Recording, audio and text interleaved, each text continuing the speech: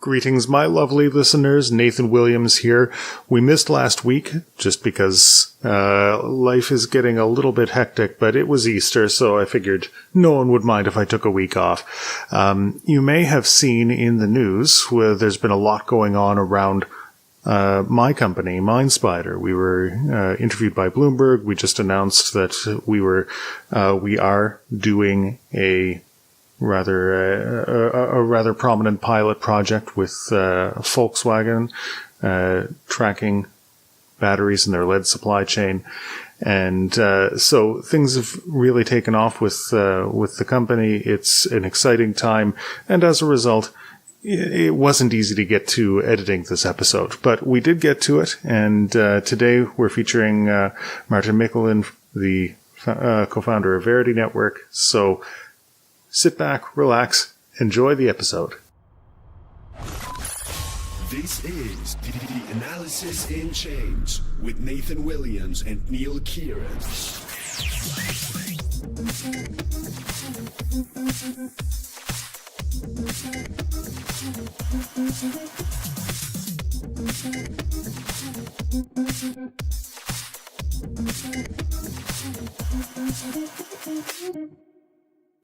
Welcome to Analysis in Chains. I'm Nathan Williams. Joining me today is Martin Mikeln. Martin is the co-founder and CEO of Verity.Network. Verity is a decentralized data source for smart contracts. Martin, thank you for joining me today. Hi, Nathan. Thank you for having me. A decentralized data source for smart contracts. What exactly does that mean? Yeah, it's a little bit not an easy to understand from that words, but it's basically what we're solving is how to get trusted data into the smart contracts. As we know, the smart contracts, this immutable, uncensored way of writing a code, and you can create everything from new ways of insurance to lending contracts, gaming, whatever you want. But the problem is that those smart contracts don't have access to the real world events, and they really need that in order to trigger its functions. So what we're trying to solve is how can you trust the data source out there? And we're using a novel approach by using humans to report and search for that information. And then when they reach the consensus, we use that as a truth, which is then plugged into the smart contract so it can execute whatever it meant it to be. That's interesting. So, I mean, this is a problem that's been existing since the dawn of Bitcoin. The idea that Bitcoin itself is very secure. Ethereum transactions are very secure. Any cryptocurrency transaction is secure because all of the data required is part of this immutable blockchain network. But the question always comes down to, well, how do you know where that you can trust data that comes from outside the network? And how is what your approach is different than how blockchain companies have solved this problem in the past? Yeah, so what you said is exactly right. So what Bitcoin kind of solved is a trust issue, right? How can we trust each other? What's my balance? When do I send the money? Do I actually receive that money and so on without having trusted intermediaries? And the same problem exists with smart contracts. So we can write this immutable code, but the problem is how can I trust that the data being inputted is the right one? So for example, if I have an insurance contract and there is insurance claims that my car broke down or there was too much rain, so I want my crop insurance to be paid out, who should I believe? So the current solutions are pretty, we would say, incompatible with the whole blockchain thesis. So this means that you can now plug in, for example, an IoT data feed. But what we figure out that when we're talking with insurance companies, for example, you have IoT data feeds measuring rain and try to do automatic insurance claims on all of that. The problem is local people come there and use bottles of water to pour into the weather station, and now all of a sudden your ITO data feed is saying there was too much rain, and your smart contract automatically pays you out. So you can't really believe even some IoT data feed, or you can't even believe in an API that you can plug in as you would in any other classical centralized company. So what you do is that you try now to use multiple data feeds and try to compare them, and their data arrives at different times, their standards are different, somebody needs to pay those APIs. So the current solutions are really not optimal, we would say, and not just optimal, doesn't really make sense because now you have to deal with all these centralized problems even though you try to kind of revolutionize and create something new in a decentralized world. So that's what we kind of try to improve. It seems like there wouldn't be one solution for this type of problem. I mean, like, if you're talking about trying to get sort of standardized or trustworthy data, that if you have an IoT data feed about the weather, it might be very, very different type of data than, say, data on road conditions or data on the temperature of cars that are transporting food, or data like, there's so many different types of smart contracts.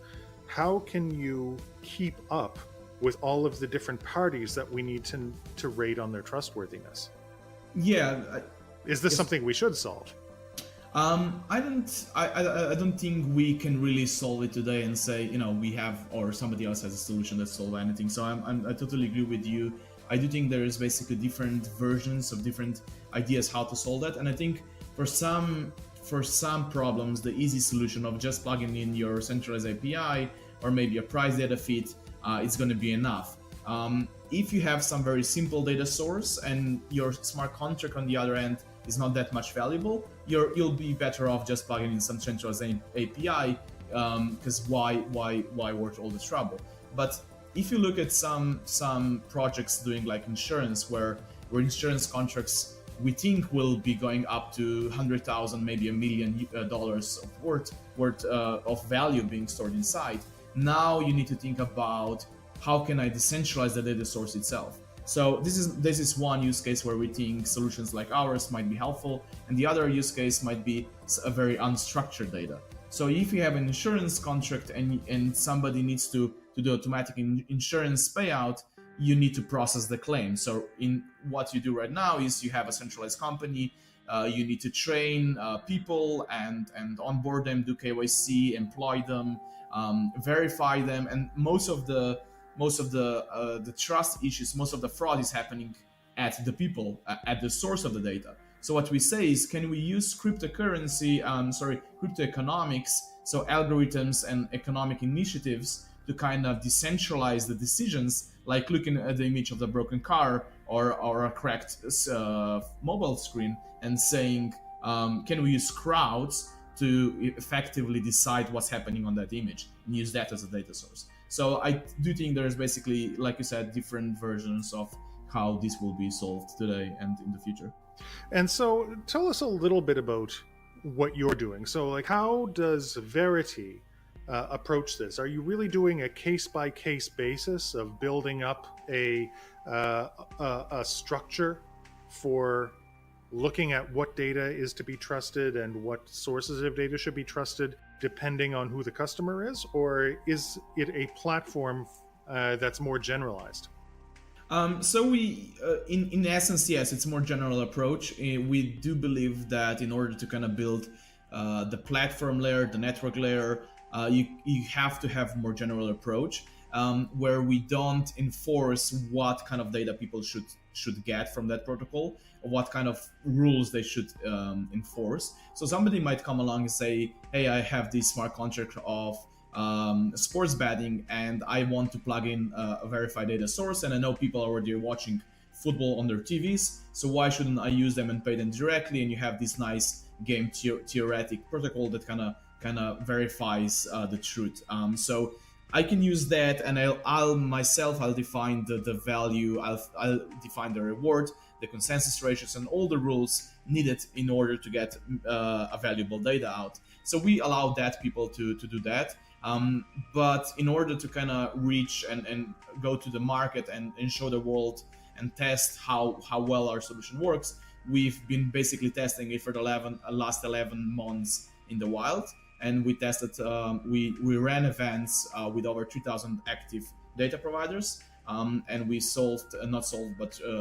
resolved over 1,400 different smart contracts. So we kind of try to test different use cases, different verticals, everything from machine learning to fake news recognition to insurance claims, to sports betting, to kind of figure out where there is a pool, where there is a market being built around, because we do think that the blockchain space is really we are still early on, and everybody's basically figuring out what to do next. So we basically are battle testing it for the last year or so. Interesting. If I understand correctly, if I were using Verity for a smart contract that I was doing, if I was doing, say, a sports betting, or if I was doing a predictive AI, or if I was doing a contract for insurance or notarial services or what have you, that the quality of the oracle would probably be dependent on my ability to set the rules. Yes and no. So we don't want people to figure out all those rules themselves. That's why basically we've been running up to 10 different experiments every day, and the protocol processed 86,000 votes from people, and most of that was not to have some numbers to show it to others, but to figure out what the rules should be. So that's why we're kind of building the recommendation engine. So if you come along right now, we do have 10 different use cases where we're gonna give you a set of rules that's gonna be predefined, and you can just tune it. So basically imagine having sliders that you can pull left or right and say, hey, I want this to be a little bit more secured or a little bit more decentralized, or I don't care that much, it's an MVP, I want to pay people less, but I also, this means I'm gonna have less people, and so on and so on. So we do have a set of predefined settings, and then you can kind of slide it left or right. So it's kind of a wide label solution, but we allow you to do whatever you please with it. So let's imagine that I was running a smart contract contest for my podcast, that I wanted listeners to listen for keywords, and if they heard them, to tweet the keywords, and then if they had done that, the smart contract would give them some sort of reward. If I wanted to use you, what would my experience be like in setting it up? So first you would write your own dApp, your own smart contract to do what you just described, and then you plugged in our protocol and go to a page or to an API, whatever you want to use, where you can set, hey, at this date or on that event, I want, for example, 20 people to figure out what's happening in my podcast and report that, and I want to reward them $5. So those $5 will be given as a reward to those 20 people. And the people that will report the same thing, so if they reach a majority, they'll get a chunk of that $5. And the people that will be providing the data the fastest, they'll get the biggest chunk. So it's basically a competition game where people can't collude and are competing who will provide the right data as fast as possible. And there's also disputes and stakes and all other mechanisms that kind of make it all more bulletproof. But for you, it would be basically going to our platform and saying, hey, these are my five rules. I connect the protocol into it, and then your smart contract will be its function will be called when the protocol resolves the event. It's interesting, isn't it, that when you're looking at interesting and new blockchain problems and projects, you tend to think of the problems that they're solving. And you tend to think of the new and exciting consumer applications.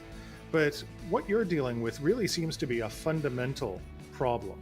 And I think this is something that in the blockchain community that is very well known, the Oracle problem. How do you trust, or who do you trust to put data on the network? Do you think that what you're doing is sort of the solution to the Oracle problem? Or how much should people be wary of the blockchain systems that they want to get involved with, and what should they look for in just seeing if they're secure? Yeah, I do think that I don't think there is. I do think that our solution might be an answer to the Oracle problem. We do believe so. But I don't think it's all so black and white where people say, hey, you need to have this today or something like that. We do think that we're in this phase where people are exploring. And if you have some MVP of your smart contract, you should plug it in your centralized API, check it out. Does it work? Do I have customers? Am I solving a pain? Do I have a product market fit? And only then try to see, okay, if my contract will be securing $100, and I imagine it will be securing $100,000, how can I secure the data that's coming in? Should I be paying some company for the API? Should I be using multiple APIs and have basically now multiple problems with those APIs? Or should I maybe use crypto economics on which the whole idea of blockchain was built on? And that's where we think that we come in handy. So applications like insurance and sports betting and everything that's kind of will be high valued smart contracts, we think you should have a crypto economic solution. Because, for example, if I have a high valued contract, I can use Verity, our protocol, and have maybe 100, maybe 1,000 people to report the same data source. They compete, and I also can require them to kind of stake the combined value of all the stakes will be securing the value of my contract. So I can say, look, every guy needs to be staked also $10, and then there's 1,000 of them. So that will mean that the value is $10,000 on one side, which secures $10,000 value of my contract they are securing. So ideas like that, I do think they're very important, but I don't think as well that people should be worrying on a fundamental level right now. We do think though that fundamental questions like the Oracle problem needs to be solved in order for the whole blockchain system to move from having ICOs and I can deploy a new token to actually moving the classical business models into these decentralized trustless models. Do you think that that's still the future of moving these classic business models into decentralized models? Or because that was really the hope of 2017 and even 2018, but with the onset of a bit of a crypto winter, a lot of people that I've been speaking to are now looking at blockchain for enterprise solutions and enterprise efficiency. What do you think? Yes, Is so. I do think that vision still Bitcoin alive? in its, what was written in white paper might not hold, is not that important anymore in this world, in a sense that we need this digital cash. You have mobile payment systems like Revolut, which are revolutionizing the way we kind of deal with money. But I do think that the basic idea of having a trusted environment, I do think that in the space where we are right now, where there is too much data, where there's too much information, and at the same time you have corporate environments which are basically doing all their business models on top of aggregating that data from you. I do think that you can optimize workings, for example, of insurance industries, which is 100-year-old industry which has not been disrupted for basically 100 years. And I do think that with smart contract and blockchain capabilities, we do now have an option to kind of disrupt that. I don't see any reason why we shouldn't have a decentralized insurance where I come along and say, hey, I want my mobile phone to be secured.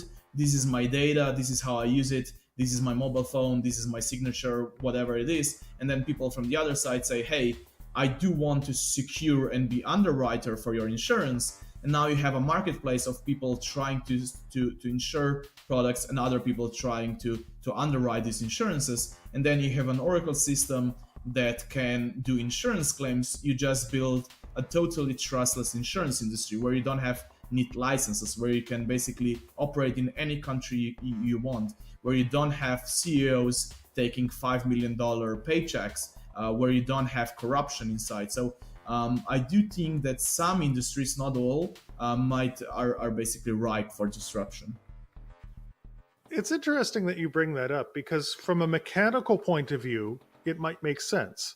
But what are some of the blocks to having a fully decentralized insurance? Like why don't we see it yet? My personal view is that it's down to funding. I do think that as we've seen, tokens and ICOs kind of brought this new way of how can I fund my new startup. At the same time, what we're seeing this year is, a lot of these fat protocol theses didn't work out. Most of the ICOs didn't do anything.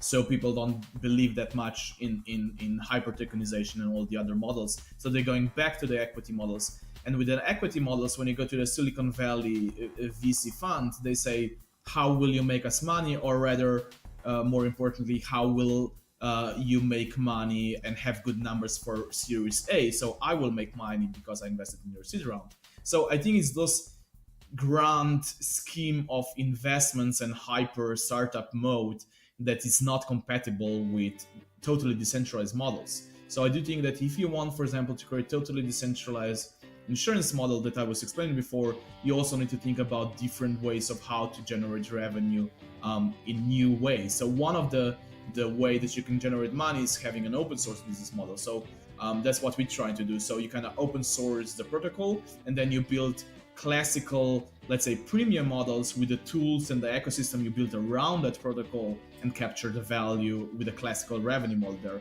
The other source of revenue might be that you just create, for example, decentralized insurance product, and then you create some kind of fees and take directly from there and do that.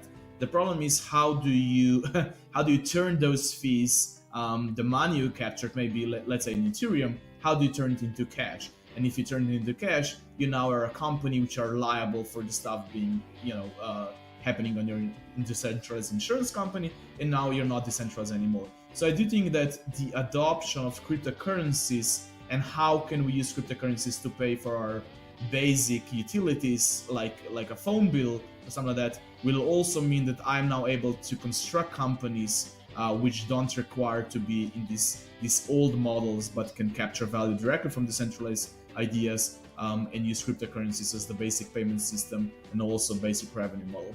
I would like to just challenge you on one thing. Sure.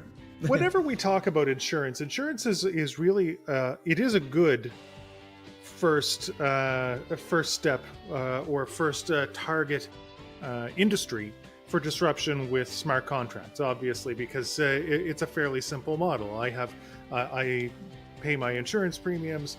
If something it gets underwritten by someone, if something goes wrong, then I get a payment back. And as long as you're able to verify that something really did go wrong, then I should get a payment. And these rules can be written into a smart contract so that I receive that payment, and there's no real reason to have this large structured company. But whenever you look deeper, you find that there's a lot of nuance behind these industries and behind the question of how do I know that something bad really did happen. I mean, you brought up one example, like you have an IoT feed of weather sensors, and someone might defeat them by pouring water over them. And so, okay, well, maybe you also need weather reports from other people. And so and there's so many aspects, but even if there was rain, how do you know that my house was damaged and in a flood? And so then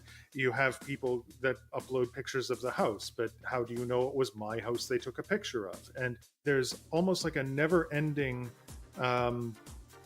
stream of how do I know that this aspect is correct, because you've got a motivation, a financial motivation for someone to defraud the insurance, but you don't necessarily have in a decentralized system the knowledge for how to know which aspects are who to trust. And I'm wondering how you overcome that in an insurance environment, for example.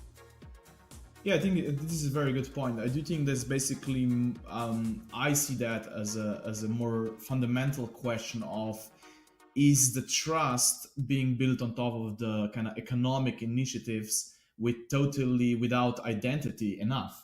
I do think that's the basic question, right? I think that's the assumption that often gets thrown around the crypto community, and it may be that's really the core of the of not seeing eye to eye there. Yes, and I do think that Bitcoin kind of proved that in a very simple environment where I have to send some value from point A to point B. I don't need an identity. And then when you go more complex cases like insurance, I do think that basically a batch of or a combination of reputation and these game theory economic initiatives can, not in 100% of the use cases, but in most of the use cases, replace identity. In those cases where you can't replace identity, I'm not a maximalist in saying, well, everybody should be anonymous. I do think that if somebody requires identity to be proven, somebody else is okay with that because they will get something out of it, you should use that. So you should use systems like Uport, the Ethereum-based identity system. You should upload your, I don't know, diplomas, your certificates, and kind of prove that you have some preference, you have some skin in the game. I do think though that in 80% of the use cases like insurance, maybe in most of the use cases you can do without it. So what we've been seeing is, for example, dark web. You have these marketplaces where people say, well, this is the last place on earth I should trust somebody. But in most of the use cases, they do work because of the reputation that people gather throughout the year or 2 years that they're functioning on that. So I do think that reputation is something that can be built with crypto economics, and the more soundproof game theory system behind it, you can do a lot with it. And the stuff you can't do, we will use identity. I think that's probably the solution for the future, is to keep in mind that we don't necessarily have to throw out the baby with the bathwater. And Yes. just because we don't want to just inherently trust institutions because they're institutions, we do want to decentralize power, doesn't necessarily mean we trust nobody ever again. Yes, exactly. And a lot of people think that, for example, like I have to trust my bank, the bank is evil. I don't think it's that black and white. Like the fee you're paying, the 1-2% fee you're paying with your credit card transactions, is there for your security as well. You can imagine that you're kind of paying a subscription so that when anything goes wrong, you can revert the payment. You can call the bank, they will stop it. They will get your money back. And in the blockchain space, it's saying, oh, I removed those 2% fee. Yes, but you also have other problems that comes along with it. So I do think it's not that black and white, everything, as a lot of people think in the blockchain community. So if people want to get involved with Verity.Network, how can they do that? The easiest way is just to kind of visit our website called Verity.Network, or to even join our marketplace where they can earn cryptocurrencies for doing simple tasks like looking at images, reading news, deciding if this is a bullish or bearish sentiment by reading a tweet. So to go to Verity.Network, you can find all of that there. So that's Verity.Network. Thank you very much. Martin Mikeln is the co-founder and CEO of Verity.Network. Thank you so much for coming on the show.